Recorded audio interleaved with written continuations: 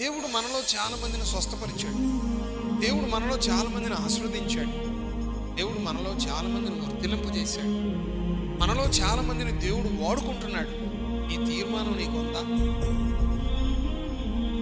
దేవుణ్ణి నమ్మాడు, రక్షింపబడ్డాడు, ఆయనకే నేను బలి అర్పిస్తాను, ప్రత్యేకంగా నేను బ్రతుకుతాను అని తీర్మానించుకున్నాడు.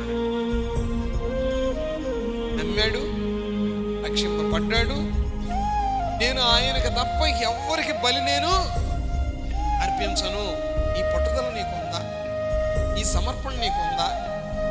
ఈ ప్రత్యేకమైన జీవన విధానం నీకుందా?